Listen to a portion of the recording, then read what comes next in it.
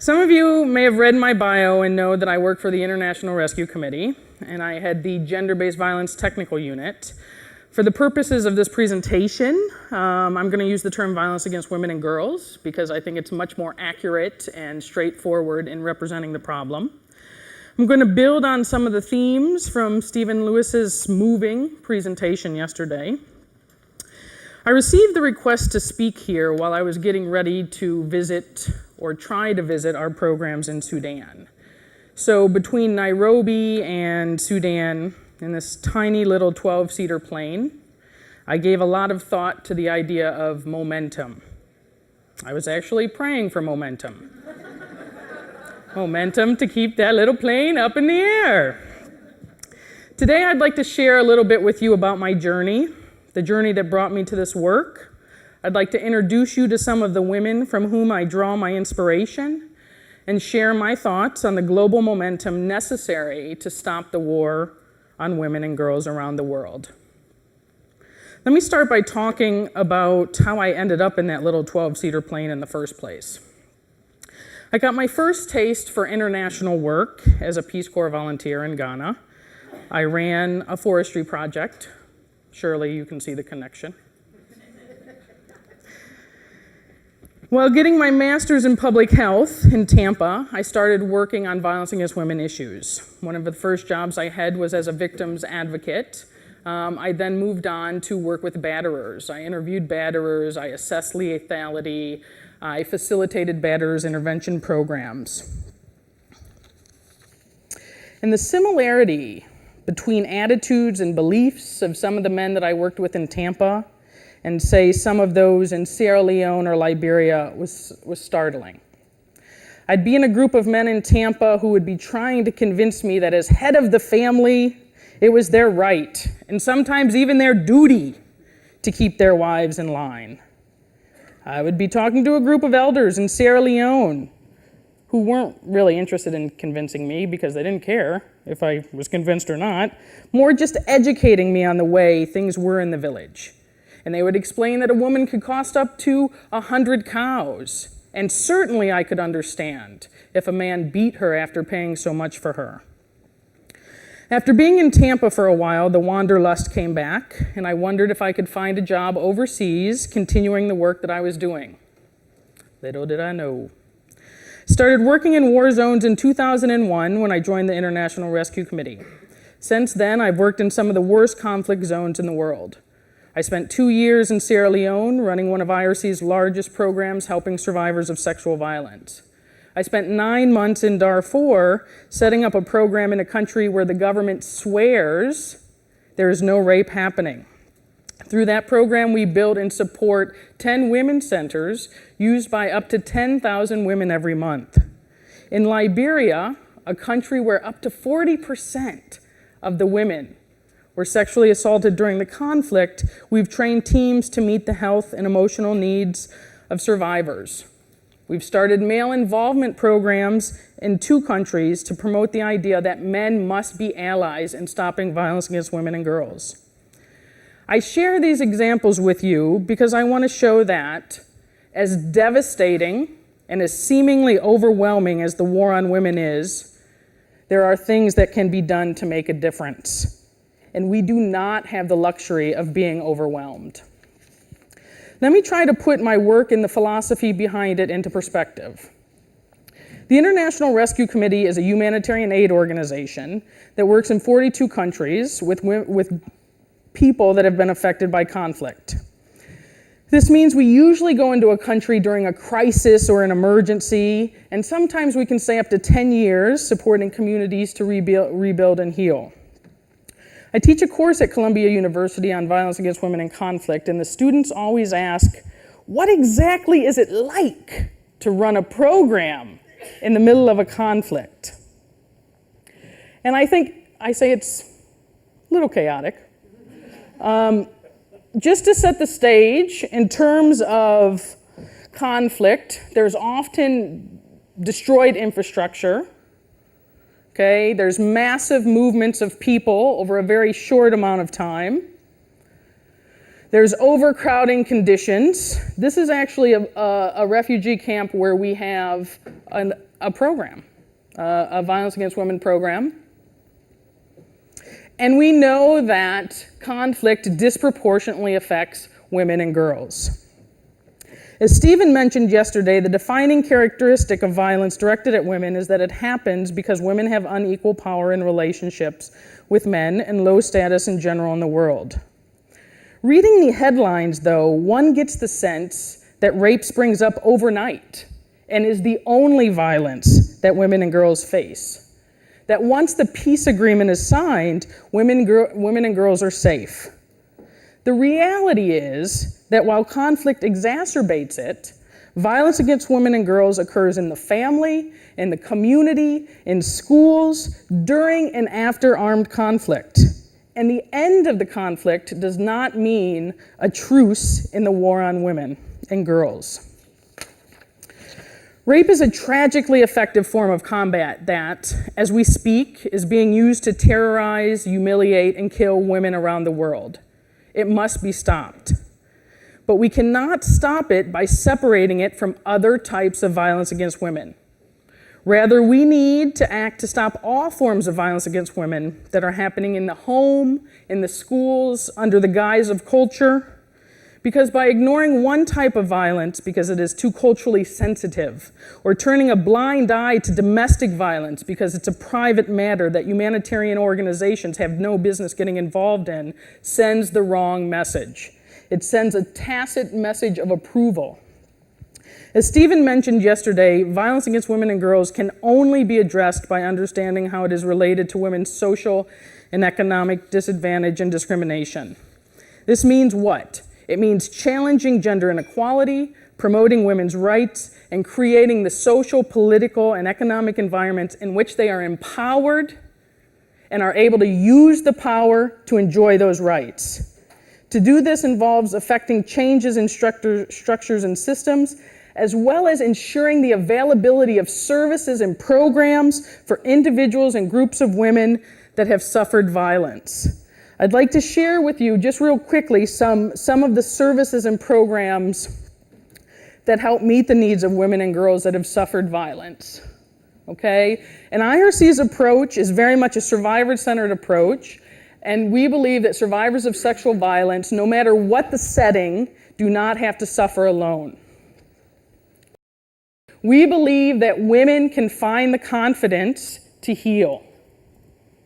We believe in supporting women to find their voices and to use their voices, because they have to be part of the solution. They are the solution. We support women coming together.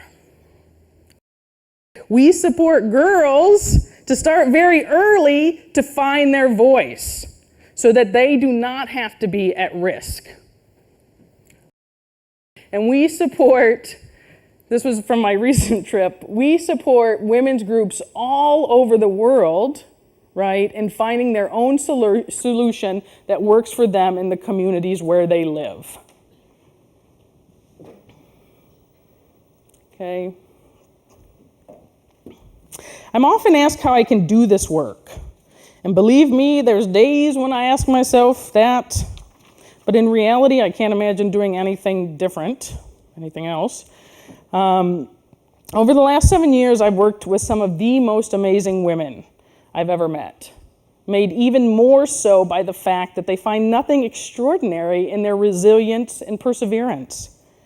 Let me share with you an experience from Sierra Leone that stands out in my mind as vividly today as when it happened in 2001.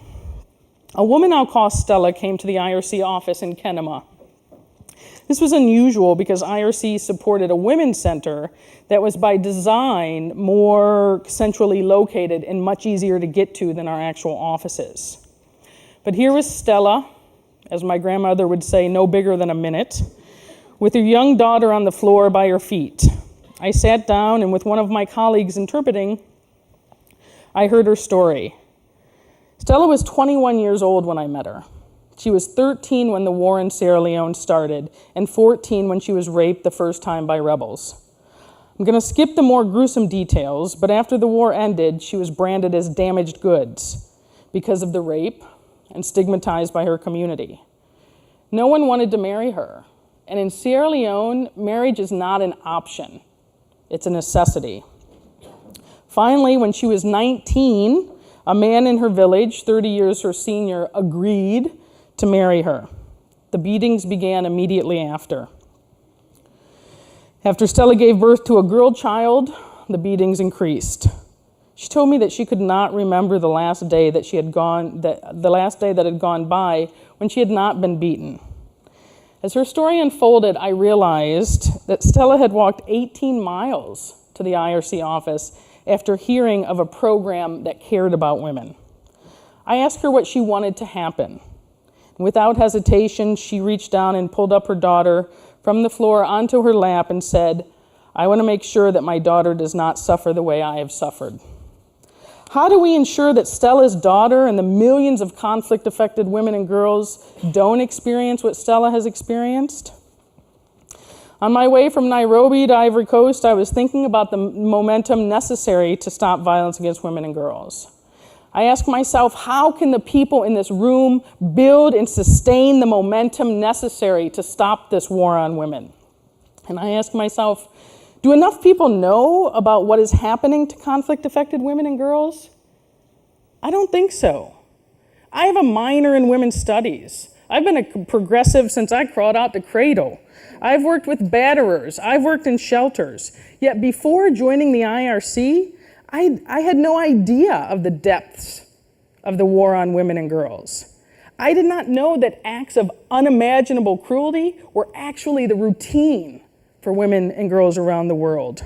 We need to get the message out about just how brutal, systematic, sustained, and interconnected this assault is on women and girls. Do people understand that violence against women and girls around the world is fueled by gender inequality? Yes and no. We understand it in theory, and we nod our heads in vigorous agreement when we hear that gender inequality fuels violence against women. But when we have to look at what that means for the way we raise our sons and daughters, that head nodding slows down a little bit. When we need to take a critical look at our own personal relationships and the way we interact with our partners and play out the gender roles and power differentials that perpetuate violence, that head nodding stops.